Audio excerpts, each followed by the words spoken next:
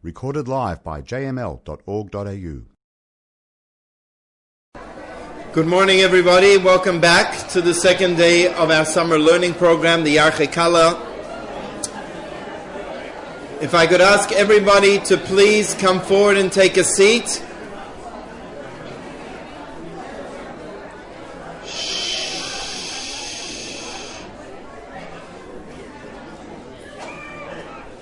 If everyone could please take some of the delicious refreshments and come and sit down. And once everyone is seated, we can get underway. I just attended one of the early morning shiurim.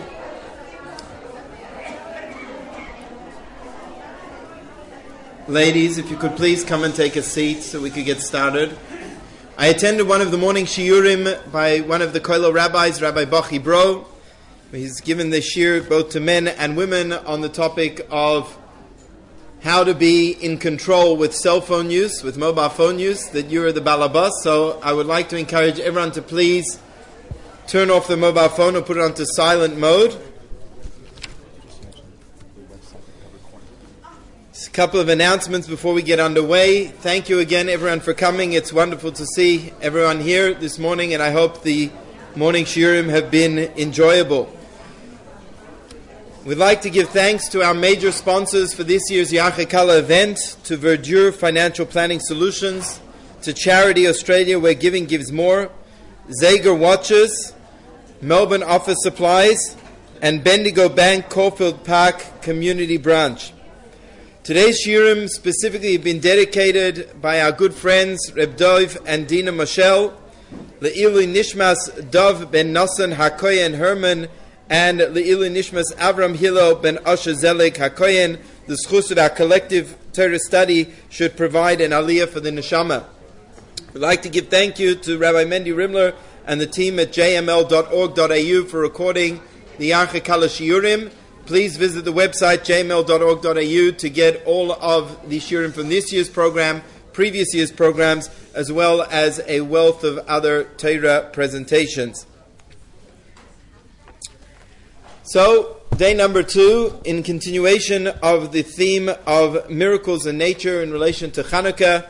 Actually, I do want to make up for something which I missed out yesterday, and that is to welcome Rebbetzin Wolf, who is alongside her husband this year's program.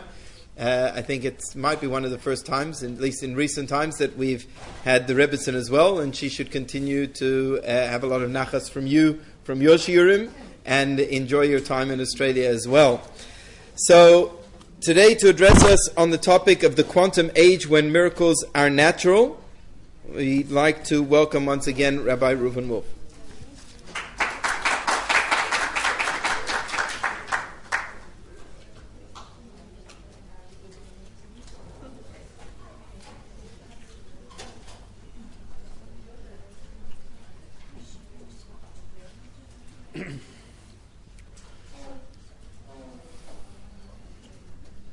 So the Gemara has 3 ways, when we light the menorah, the Gemara has 3 levels of fulfilling the mitzvah.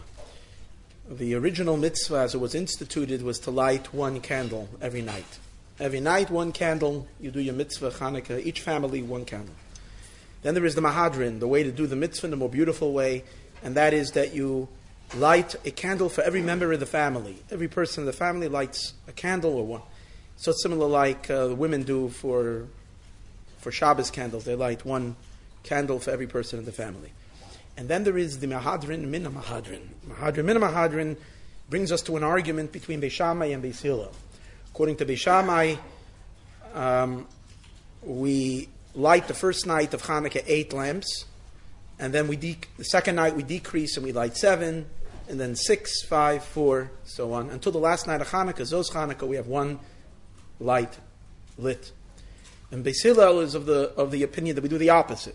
We light first night 1, second night 2, so on and so forth. We follow the custom. First of all, we do Mahadrin, Min Mahadrin. We do it the mitzvah in the most beautiful way possible. But being that there is an argument, Beis Shammai and Beis Hillel, so we follow Beis Hillel's, like we do generally in all other disputes between the school of Shammai and the school of Hillel. We follow Hillel's view, and that is Regarding Hanukkah, we light 1 and then 2. Last night, we lit 4. And so on, we will increase. So we will get to the bright lights of 8, Be'ezus Hashem and Zois Hanukkah. The problem over here is, the Mishnah says in Pirkei Avos that every argument, Kol Machloikes Shi L'Shem Shamayim, every argument that is for the sake of heaven, where people are not arguing for their own egos, but they're arguing for a higher cause, with pure motives, Soifei L'Hiskayim, it's going to last. That means that both opinions are going to last, are going to hold. Unlike a argument, a machlokes, which is shaloi l'shem shamayim, is not for the sake of heaven, like when Korach staged an uprising against Moshe, his intentions were not pure, so whatever he stood for is gone. He was swallowed in the earth together with his whole crew that joined him, or others. And what lasted is only Moshe Emes v'Torosa Emes. We have Moshe's everlasting teachings and legacy as it continues on, but not Korach, because that's gone with the wind. But the example for a machlokes that's l'shem shamayim, that's for the pure motives, that is going to last, is the argument between Shammai and Hillel. That would mean that both opinions have to last. But in actual practice, we follow Hillel, we don't follow Shammai. So what do we do with the idea that Shammai has to last? So in Mefarshim explain, others explain that in the practical level of observance, in the actual doing of the mitzvah, we only do it like Hillel. But in the spiritual plane, every mitzvah has, in addition to its practical observance, also has its psychological, spiritual idea behind it. We can observe both Shammai and Hillel's approach to life, and so on. So even though we will light the menorah physically in the Hillel way, every day increasing the lights, but spiritually, in the higher dimension, we have an approach to Hanukkah in which we're concentrating like Shammai on the darkness. Shammai is Gevura, might and strength. So they have that warrior nature in them. They want to battle, confront the darkness. So on the first night of Hanukkah, instead of focusing on the light, we see a lot of darkness out there. So we have to fight the darkness with a whole bunch of light. So the first day we unleash all the powers, which are all 8 powers of our neshama, all aspects to fight the darkness. When it comes to the second night of Hanukkah, we've already diminished the darkness. There's less darkness, so we can kind of relax in this level, in this element, and only kindle 8 lamps, and so on and so forth. So spiritually, we can follow Shammai, even though practically in observance we follow Hillel. Okay, an explanation, but since we always know Hamaisa Hiyo Ikar, the main thing is action, the main thing is what happens in the material, physical world, the problem is still, we do not have an observance in the literal sense like Shammai. So the Arizal, the Holy Ari, explains that there will be a time when actual observance is going to be like the Shammai. And when Mashiach comes, we are going to do the mitzvahs in Shammai mode. That means all halacha is going to follow the opinion of Shammai, not the opinion of Hillel. How is that going to happen? The Sanhedrin, the great Sanhedrin, is going to re-examine all these issues, and then they're going to see that the halacha should be like Shammai, and then we will follow Shammai. That's a far stricter observance for those that are looking forward for Mashiach and think that we're going to relax. When Mashiach comes, we're going to have a far stricter observance. But it's not necessarily going to be difficult because we are going to be upgraded because we won't have any more Yetzer Hara. We won't have any evil inclination anymore. Hashem is going to melt the heart of stone, and we're going to get a leiv basar, a heart of flesh, and we're going to be on fire to serve God. We're going to see all the great lights that we bring into the world and the connection. Everything's going to be obvious. So we're going to have the energy and enthusiasm to take on a far more or stricter form of observance. And we're going to be kalim, we're going to be able to do with that which we couldn't do now. The law is going to be like Beis Shammai. So in that sense, when it says in the Mishnah that since the argument was l'shem shamayim, both of them are going to last, we're actually in the literal world going to follow Shammai, so Shammai is going to last. So then it would be as follows. What's going to be with Hillel after Mashiach comes? So then Hillel's halacha, Hillel's view, is going to be practiced in the spiritual, and Shammai's view is going to be practiced in the literal. versus the time that we're living in right now, in which we follow Hillel in the practical and Shammai in the more spiritual observance. That's the way it is. The Rebbe is not so satisfied with this, because the Rebbe said, how are we going to do this to Beis Hillel? Suddenly when Mashiach comes, we're going to dismiss Beis Hillel out of the practical observance, and we're going to start doing like Shammai. What's going to happen with Hillel? Especially since we know the ultimate observance of mitzvahs is going to be after Mashiach comes. That's when we're going to be able to fulfill the Torah in its full entirety, and we're going to be doing mitzvahs that way for all of eternity. We're just going to have a memory that a few thousand years ago we used to do like Hillel. That seems to be a great diminishment or a dishonoring for Hillel. That's the Rebbe's question. So in Hilchis Torah Shabal Peh, which is a kuntris that the Rebbe that was given out from a talk that the Rebbe gave Tavshin Nun Beis on Shabbos Bereishis, I think, and on Simchas Torah. I think it was a combination of a few sichos where the Rebbe addressed this, and the Rebbe says something very phenomenal. And he says like as follows. He says that, yes, when the Arizal says the law is going to be according to Shammai, that's only going to be in the first period of the Messianic age. Since one of the fundamental teachings, one of the great novel teachings the Rebbe has regarding Mashiach, is that there are two phases in the days of Mashiach.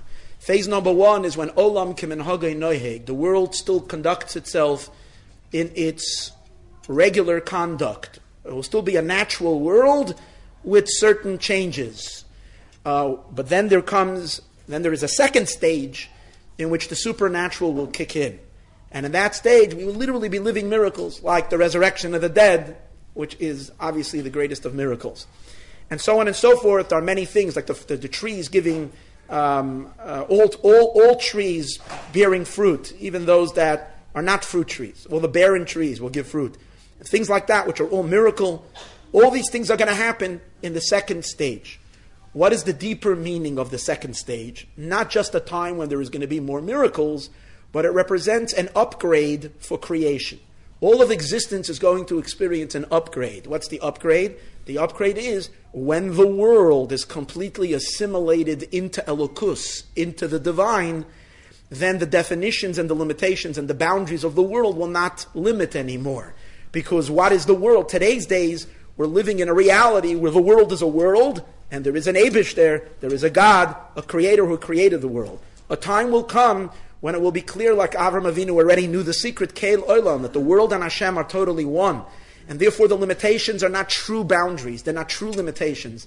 And once the world identifies itself as the Abish there, then the limitations of time and space and the definitions are not going to be rigid anymore.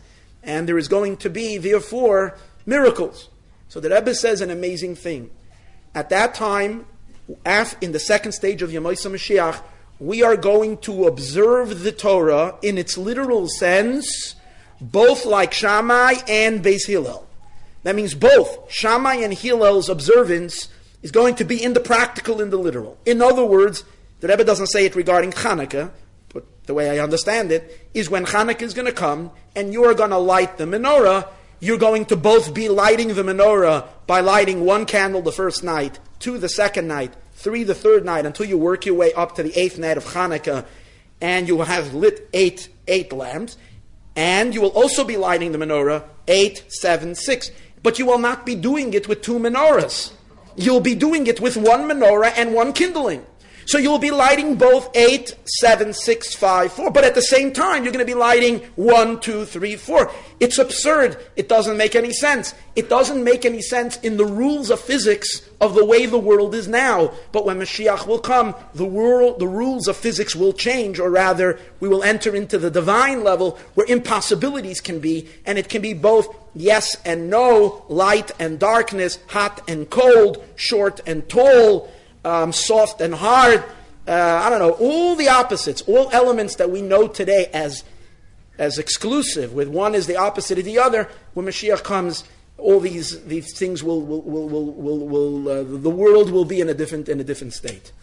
Fascinating. We will do halacha like Beis Shammai and Beis Hillel, not only on Chanukah, but in everything.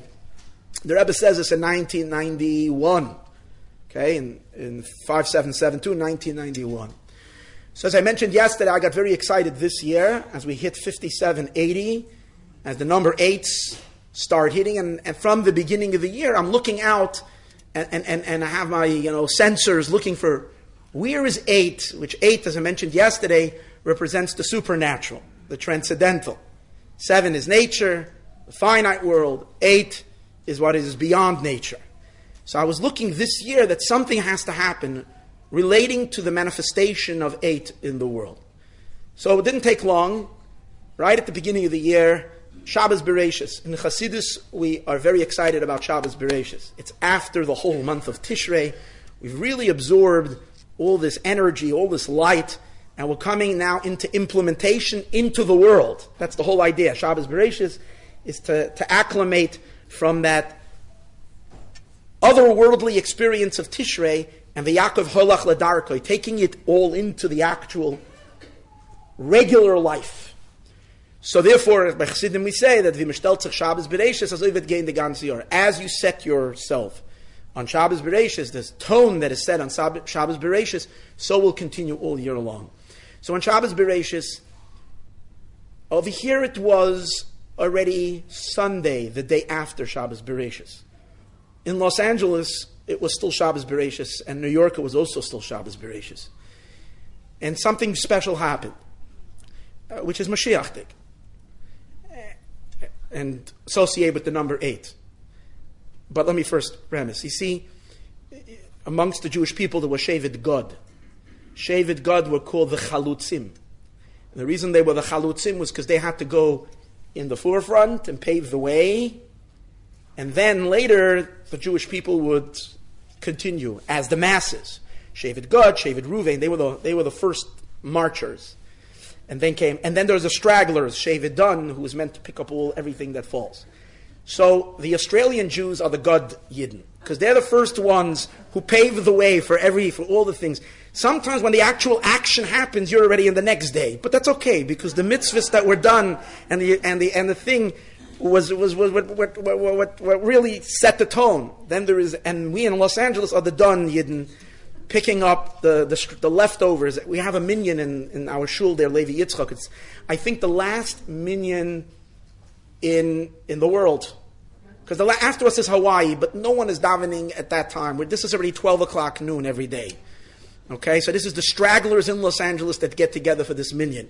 You've never saw such a wacky minyan in your life. If anybody's ever been to LA, everybody's fighting with everybody the whole time. I mean, if you submit yourself to go to that minyan, you can't complain. I always tell everybody, I'm there, I like that minyan. But it's total chaos. And I told everybody, because this is the last minyan, and we have to pick up the whatever fell down, so all the Meshagas ends up right over here at this time. But here we have the foot soldiers who walk ahead. Shabbos Bereishis, the United States of America had a military action and took out a fellow by the name of Big Daddy. All right? So, we're like, okay, they killed another Russia, another wicked guy. There's something deeper to that. In Chassidus, we learn how the world becomes a better place. Torah and mitzvahs, the world. We turn around the world today, and we do see a lot of anti-Semitism. Jews are being attacked horribly in the world. Just in Crown Heights over the last 2 days, there were 2 attacks. In London, here, there, in Jersey City. Horrible things. And how can we talk about and be excited about Mashiach when we see such evil and such darkness? Obviously, I have to try to make some sense. I mean, accept it just with Emunah, but something has to make sense. So, one of the biurim and explanations that we have in Chassidus is that when the world is a mixture of good and evil, tov and ra, and the whole procedure of Torah and mitzvahs is to purify and separate the good from the bad, and when Mashiach comes, all the good is pure and the bad is separated. So the example is given is more like when you have gold, and you take gold from the ground that's mixed, it's gold, but the gold has sediments, it has schmutz in it.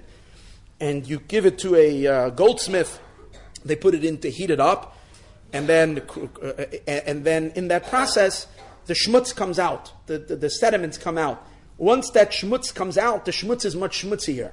Right? It's really dark. When it was inside the gold, you didn't notice how ugly, how dark it was. But when it comes out, it becomes really, really ugly. And if the guy who's bringing his gold that he found as he was gold panning, and he brought it to his goldsmith to fix it, he says, "You didn't fix anything. You made it much worse than when I gave it to you." So the guy says, patience. Once he extracts all the schmutz and it's on the surface, it doesn't take much to just take a cloth and you wipe it off because it's exposed, it's on the surface, and then you can take it off very easily. When it's embedded in the gold, you can't get it out. So right before Mashiach comes, we are going to see some ugly stuff come out. One of the ugliest things that came out in the last couple of years was this ISIS.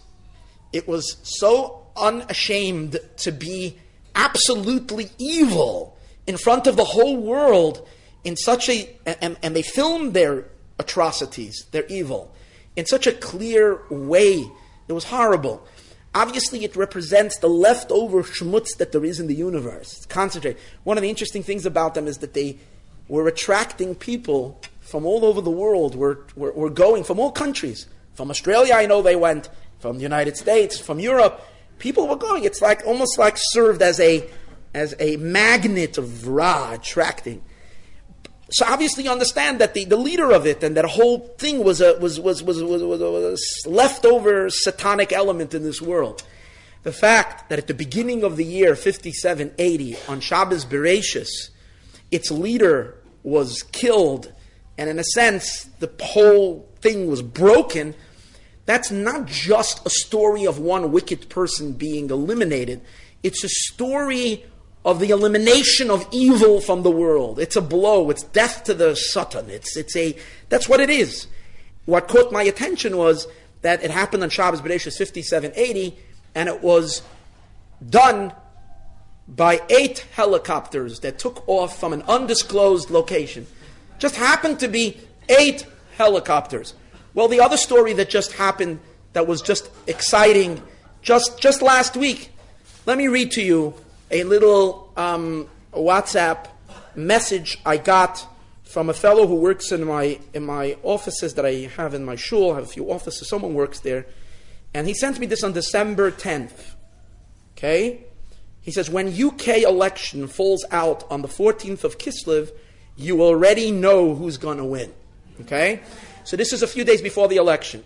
So he tells me, they pay attention, it's taking place on the 14th of Kislev, the Rebbe's anniversary, right?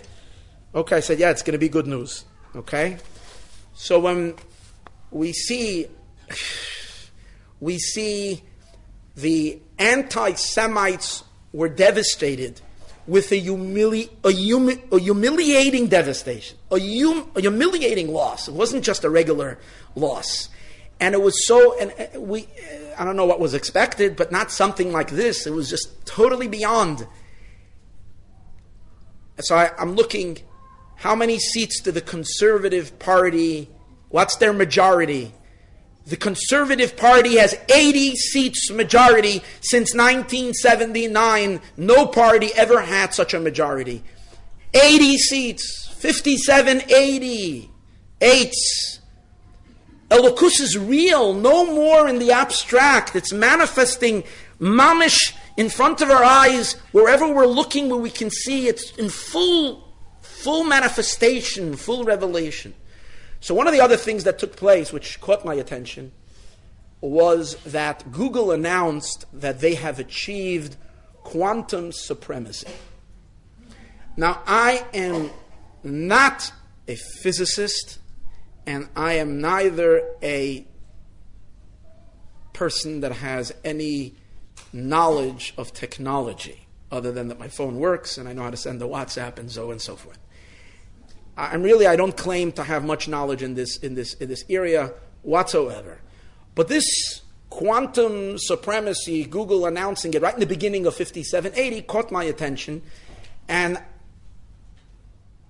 I looked up quantum computers for dummies to explain it to me. And this is what I got. Okay, this is what I got. So they've been working on creating this computer, working on a quantum system. And for a long time. There is a machloikis now, a big argument amongst the big tech giants, if Google really achieved this, if this is for real or it's not. But Google announced that they did a test. What was their test? They ran a they gave it a what's it called, a problem for it to resolve, for the computer to resolve on this new computing system, and a problem that would take the fastest computer in the world, the supercomputer in the world, any other computer other than this quantum system. The fastest computer, I don't know where it is, in the Pentagon, somewhere in Silicon Valley. I don't know, maybe the Israelis have it. I don't know who it is, but the fastest computer in the world, it would take it, this problem to resolve it, this calculation, it would take it nothing less than 10,000 years. Okay? It was hard to us to wrap our mind that length of time. 10,000 years. You ever try to put something into your maps and maps is thinking or other, trying to figure out your best route, and so right, it's turning, and you're getting frustrated. Usually it takes more than 12 seconds and we're already going crazy. Okay, we're not talking 12 seconds, a day, a week. Imagine coming back in 6 months, a year, 10,000 years later, it finally figured out. The fastest computer, the most advanced computer, 10,000 years. How long did it take on this quantum new computer? They have it in Santa Barbara. How long did it take? 200 seconds. That is, right, that's 3 minutes and 20 seconds in which it resolved this thing that would take another computer 10,000 years. Now, how far is this from actually becoming part of our technology? 10 years, maybe 15 years, I'm not exactly sure. But this was done this year. And what's the science behind it? Again, I'm illiterate in this, but I watched this thing for dummies, and it explained something to me. Computers are built on, I think they call it bits or bytes. What is it called? Bytes. Okay. And the bytes are either a system of 1 or 0. That's what? Huh? That's bits. Okay, sorry. It wasn't the bytes. I thought so. So it's either 1 or 0. The chiddush of the quantum computer is that these bits can both be 1 and 0 at the same time. Okay? Once they have these bits at 1 and 0, it opens up the ability of so many variations of calculations that are like exponentially faster than anything they could have ever worked with this system. So his mashal that he gave is, if I throw a coin into the air, it can land either heads or it can land on tails, right? One of the two. But while it's still in the air, it's neither heads or tails, or we can say it's both heads and tails because it's the potential for being both at the same time. So and so there is this idea in quantum physics that things behave on the quantum level in a very strange way, where they're called a superposition, where they can be both here and there, and yes and no, and all these impossibilities on the quantum level. So this quantum research has been going on, I don't know who's the innovator of it, but I think 70 years already that they're dealing with this research. But all of that is, again, theoretical. The idea that they can actually tap into that power and harness it down to reality, to life, to actual resolving our problems, that happened at 5780 this year. Now, to me, it looks like, maybe I'm totally misreading this, but to me this looks like tapping into existence before it exists, touching on pre-existence, seeing things on the level of ayin when it's not yet a yesh. Yesh, once something is a yesh, it's fixed. Ayin is still on that divine level where things are still before it becomes something. Whether this is mamish that, or this is just a revelation or a manifestation in the physical world, I'm not exactly sure, because I don't know enough of the science behind it, and probably not the chassidus behind it, to be able to figure it out. But this is what it looks like to me, and it's something that is astounding. And what is this? This is the significance of number 8, because 8 means tapping the dimensions that are not yet fixed in time and space, not yet defined with the definitions of number 7. 7 is the world as we know it. I mentioned it yesterday. 7 is time and space is built on a system of 7. It's related to Hashem's channeling of the energy of the world through a system of 7 spheros, 7 emotional attributes, which are the building blocks of creation. But the 8, which is the level of the Mochin, that is already beyond creation. So the power of Elokus that's higher than the world, number 8. So we see, interesting. First, let's take a look at number 7. Yesterday I mentioned 7 is time and space. But we look into all other aspects of the world, it's also built with 7. We have 7 musical notes. We have 7 colors of the rainbow. We have 7 nations living in the land of Israel according, right, the Torah, which is the root of 70 nations, 7 continents. I think the concept of 7 seas, 7 planets in Torah, 7 Shiva Koich Veleches. Everything is set up in a system of 7. And 8 is when we're introducing the supernatural and the infinite. So I mentioned yesterday that every time there is a window in which godliness is coming into the world and it's not filtered by the filters of time and space, but Elokus is coming to the world as is, without its limitations, the window is always the number 8. So let's take a look at how that plays out in history. So for example, when we went out of Egypt, the year we went out of Mitzrayim, we went out in the year 2448. Okay? What was the next event? And how did we respond when we went out of Mitzrayim? What was our first response as a Jewish people? We sang Shira, we sang a song. And that song was opened up by a very powerful word, Oz. Oz Yashir Moshe. Then Moshe sang. And the word Oz is number 8. Aleph and Zayin. 1 and 7. That's the word Oz. And that's our first experience as Jews. Yesterday we mentioned that we have our Bris Milah, the first Jew, Yitzchak. And we'll talk about Yitzchak, fascinating, this whole, but that will be next week.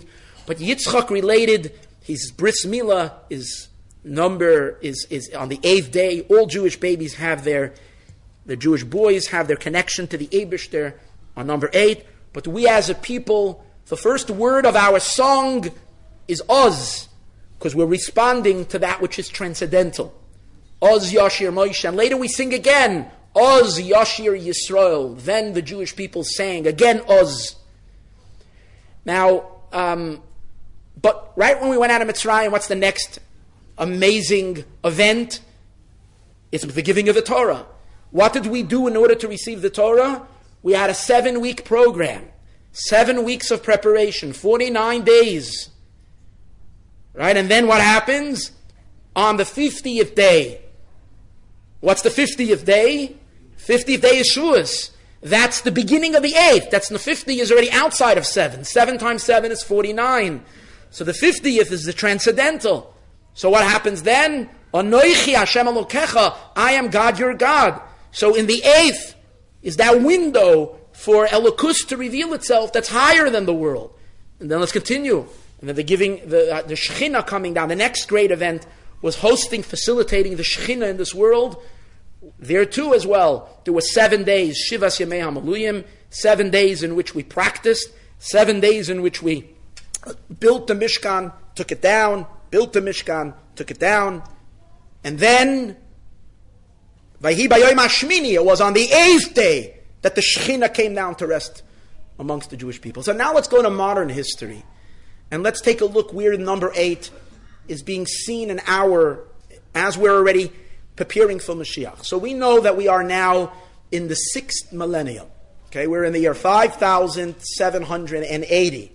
So we're between the year 5,000 and 6,000. So excuse me that we're not in the 8th, Baruch Hashem, because the Golus is not going to end in the 8th millennium. It's the Eibishter to set this world as a world of 7 days, and then Shabbos of time, and Moshiach is scheduled to come on Friday of history, on the 6th day.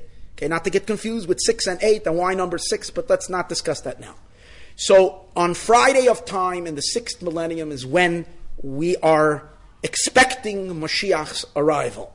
And last time I was here, I discussed the various different things that happened on Friday of time with the Holy Ari and the Baal Shem Tov and Chatzois midday when the Rebbe said Higiyas Mangul Laschem when we reached Friday midday, but that's not the subject for now.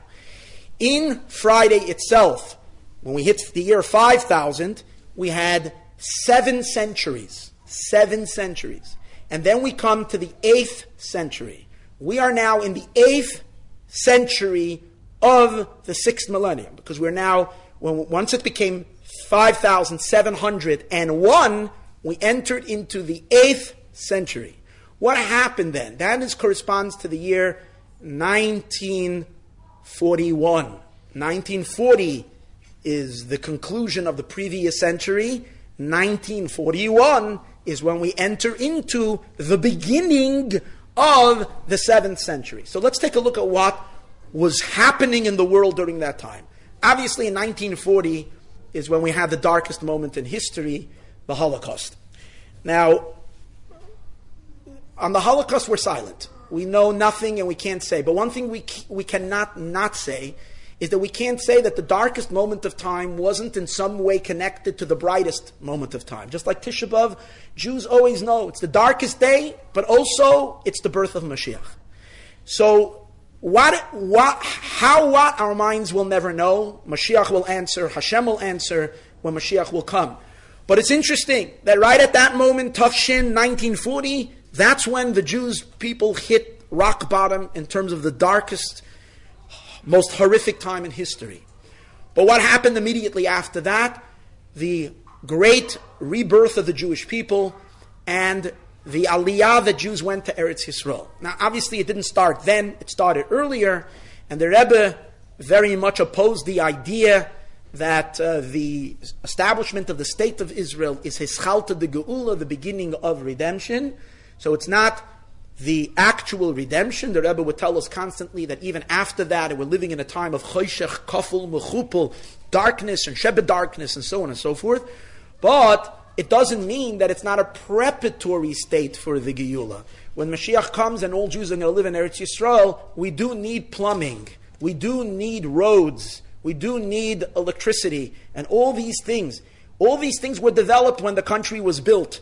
And therefore, it enables after that, when Mashiach will come, the shleimus of Kibbutz Goliath and all the Yidden living in Eretz Yisrael. So this is at the beginning of 5700. After that, we find the Eibishter has shown the Jewish people miracles that we haven't seen since the days of Yeshua ben Nun, since the days of Moshe Rabbeinu. As the Rebbe himself says regarding the 6-day war, Chosav Havaya Ezroya Kochoy. The Eibishter has extended his hand, has revealed himself in the world, such a spectacular military defeat and the victory that Yidden had during the 6-day war, Li'einei kol basar, to the eyes of the entire world, to see clearly how the Eibishter loves his children, and he does unbelievable nisim for them. And again, we haven't seen this. 2,000 years of Hester Panim, 2,000 years of darkness, 2,000 years of concealment. But in this last century, it wasn't only that war, but primarily that war, but all the other wars as well. The Yom Kippur War, also big miracles. All of them. The miracles, it's Geula. It's Geula Diga miracles in the sense that the Eibishter is again being Mizgala, revealing himself to the Jewish people. So much so that, I don't know where I read this, in the West Point Academy, they were studying various different strategies of war, strategies of, they were looking at different battles, and the instructor was showing the various different. And there was a Jewish boy over there, and he asked the instructor, "How come you're not using as a model the 6-day war and how the Israelis defeated all those Arab countries around them?" And the instructor said, "Listen here, we are purposely omit that because that has no explanation in military strategy, planning, and so on and so forth. We recognize clearly that was the hand of God, and that has nothing to do with any type of chachma, and so on and so forth. That was just beyond."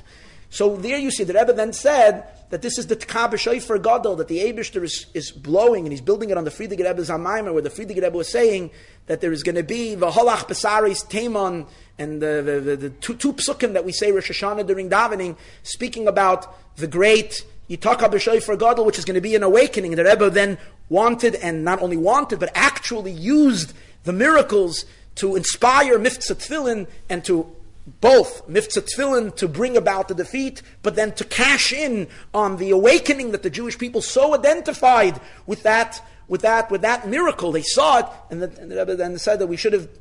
We could have and should have cashed in it much more than we did. It's a shame that it hasn't. But in any ways, this is spectacular. That's more bechitzanius. Bepnimius, what happened in 1940, 1941, on a much deeper inner level. In 1940, the Frierdiker Rebbe came from Europe and he moved to America. In other words, the center of Chabad, which is the center, the channel of Messianic light coming to the world, the center of Pnimius HaTorah, the revelation of the inner light of the Torah, which is what Moshiach is all about, which has been developed and building for 5.5 generations or 6 generations back in Europe, moved to what the Rebbe refers to as Chatzi Kader Hatachton. It moved to the lower hemisphere, moved to the United States, set up shop in 770. That happened in 1940, which is still Erev. It's still the year before the beginning of the 8th century. In 1941 is when our Rebbe arrives to the shores of the United States of America. In Tafshin Aleph, when the Rebbe comes to America, that was a game changer. The Rebbe then begins laying the framework later for his Nesias. The Frierdiker Rebbe appoints him head of Machne Yisroel, charge of all of this Hafotza and transformation of the world. The Rebbe himself says in the Chavches Sivan Sicha, amazing Sicha, where the Rebbe explains, and in other Sichas, how the work of spreading Torah and Yiddishkeit and Hafatzas HaMaayonis was sort of contained while the center was in Europe. But once it came to the lowest point of the world, the darkest, dafka when we hit rock bottom, from the lowest point comes the Ufaratzta, Maparatzta Lecha Peretz, comes that powerful energy that breaks all the boundaries and spreads light across the entire world, all happening within the 8th century, 1941. And then, of course, a few years later, the Rebbe becomes a Rebbe. And so these are amazing things related to the 8th century. But within this 8th century itself, you had 7 decades until you hit the year 5771. 7 decades. And then 9 years ago, in the year 5771, we entered into the 8th decade within the 7th century. So we saw, in a sense, the Rebbe says that Shleimus Tikkun HaOlam, the completion of the Tikkun of the world, since the world is a world of 7, so the Shleimus of purifying the world is when the number 7s are full and complete. And the Rebbe said that's why 770, which is the Shleimus of the Tikkun of the whole world, is the center from where the whole world is fixed. It's all related. And the Rebbe says 770 is Gematria Ufaratzta, Paratzta, Tzarfas, France, so forth. Paratzta, breaking all boundaries. Elokus has no barriers from the Shleimus of 7. So an interesting thing happened in the year 5770. Time itself became 770. The time became 770. So you saw in the last decade the beginnings of the shlita, of the dominion of Moshiach in the world. And especially in the second half of this decade, as we reached, I mentioned yesterday, 5777, the shinuyim that are happening, which are so unbelievable, so impossible, yet it's completely lamayla min hateva. It's completely, you can see that it's miracles, but yet it's completely working within the system. It's beyond the system, but working within the system. It comes about through elections. But impossible results that don't make any sense. and leaders that for no reason that we can explain are standing shoulder to shoulder with the Jewish people. A lot of this was going to talk about Bez Hashem on Sunday and Monday. So this is all related to the energies of number 8. 7 as it is permeated with number 8. This year, 57, 80, we're peaking at 8. In other words, 8 in its shleimus, 8 at its highest point. Someone I mentioned yesterday, I was trying to connect how Hanukkah is a combination of 7 and 8, and I lost the obvious. I mean, someone mentioned, more than one person over here in the audience told me, well, the menorah in the Beis HaMikdash had seven branches, but yet it burned for 8 days. So in the menorah itself, you have the 7 and the 8. So 2 years ago in 5778, 5778, when on the 8th day of Hanukkah, on the year 5778, Sholom Mordechai Rubashkin was released also miraculously from prison, and after he sat for 8 years, on the 8th day of Hanukkah, in the year 5778, and what's the secret of number 8? It's an aleph riding on 7. That means the divine energy that transcends the world is not dismissing the world, is working within the world. The one permeates the 7. The two of them become completely unified. That's the whole idea of the Jewish people. Oz, Aleph and Zayin, bringing it together. So the interesting thing is that release of Sholom Mordechai came through an organization, also a Chabad organization called Aleph. Isn't that interesting?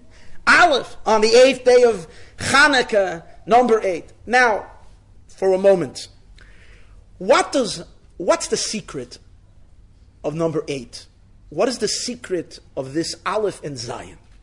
So in Chassidus, there is a few nekudas regarding this idea of Uz.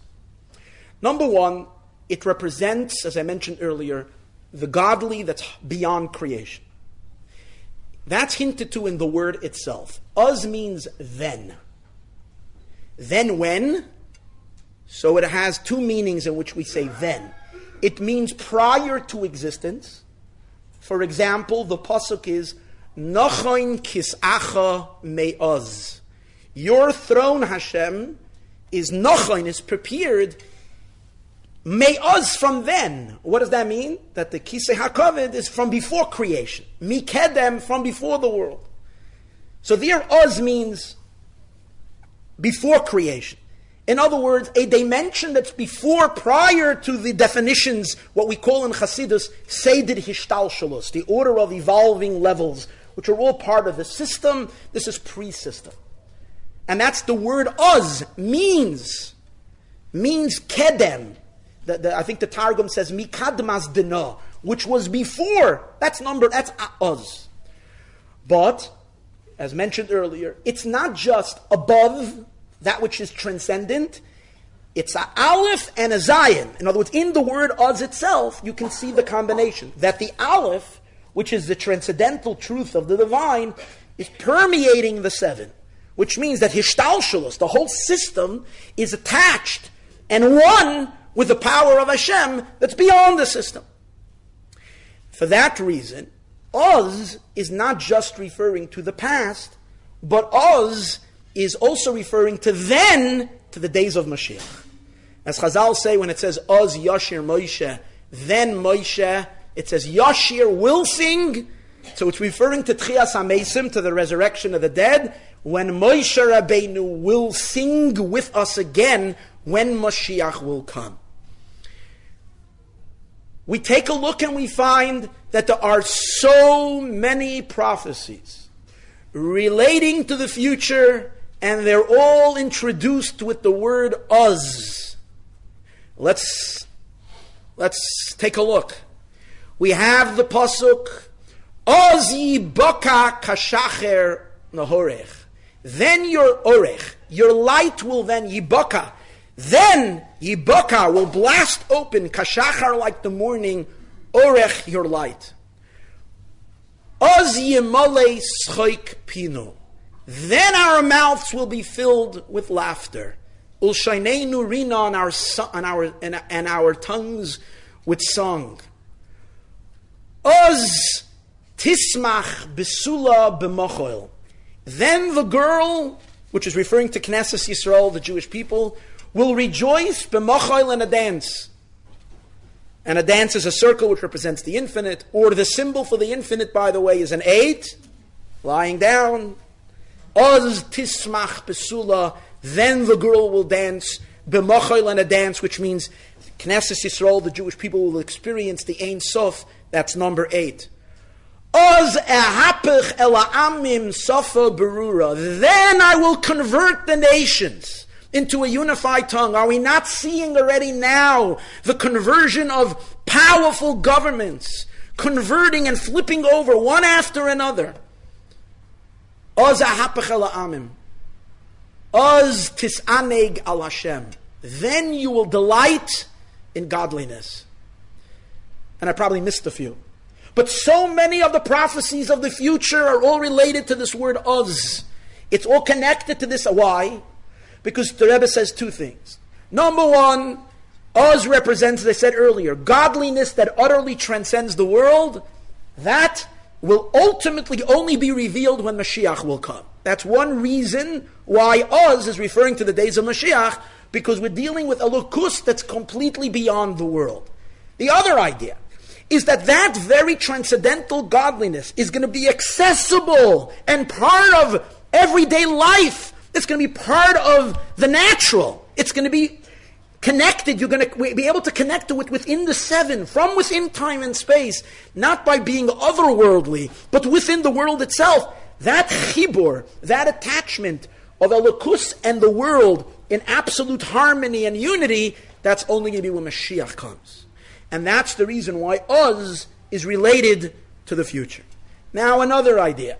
In Chassidus it says that Oz is 8. 8 is the chibur of the 2 names of Hashem.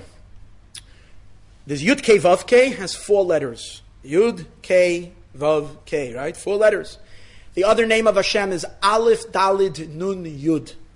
Adoi. So we know, Chassidus explains, Aleph Dalid Nun Yud represents the dimension of 7, the world. Adon, what is Aleph Dalid Nun Yud? That God is a master of the universe. So it's related to God as He is a source of creation. That's Adon. Yud Kei Vav Kei is the transcendental Elokus that's higher than the world, because Yud Kei Vav Kei is Hoyeh, Hoyve V'yeh, past, present, and future. And we know that the whole purpose of Torah and mitzvahs is to unify, to join together Havaya and Adna, to bridge together these 2 and unify them, bring them together in harmony. And that's the yichud of HaKadosh Baruch Hu u'shechinte, the masculine aspect of the divine, the shechina is the feminine aspect. That's what all of our Yiddishkeit from day one has always been, to this marriage, to this fusion.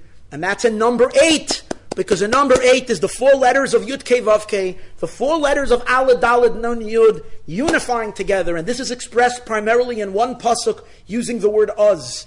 The pasuk says, Oz yiranenu kol atzei hayar. Then they will sing all the trees of the forest.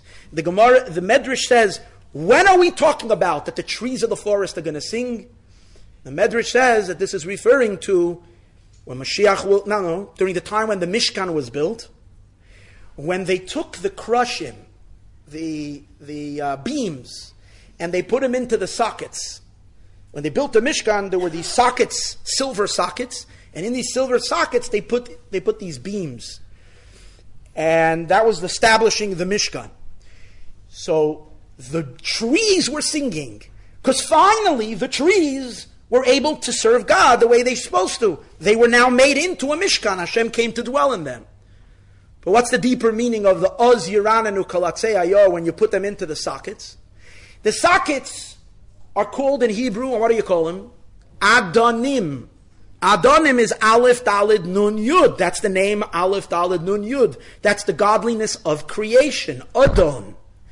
The trees represent Yud Kei Vav Kei. The putting the sockets into the trees putting the trees into the sockets, which means grounding God in this world. Dira betachtoinim, yichud, havaya, and adna. This is what is, and the yichud of havaya and adna, when you connect the 2 together, what do you get? 91, right? 65, and Adna is 65, Yud Kei Vav Kei is 26, 91. This year, Yudalid Kislev is 91 years of the Rebbe's Chasana, which if we talk about the people who represent all the Jewish people, it's the Yichud of Havaya and Ada, and it's 91, which 90 Bechlal is the number associated a lot with the Geula, but 91 is this Yichud, and that's why amazing things could be related. This stunning victory in England of 80 seats happened on that day, and on the day before that, unbelievable things, but we'll leave that Bezos Hashem for Sunday, Monday. On Yud Gimel Sivan, what happened with the new executive order that was handed down that the Jewish people suddenly are a nation. This is like wild stuff, what's going on. It's incredible. But I do want to conclude with one more idea with us, and with this we're done for today. And that is as follows. The pasuk I mentioned earlier, one of psukim relating to the Geula is Az ahapech el ha'amim. Then I'm going to convert the nations.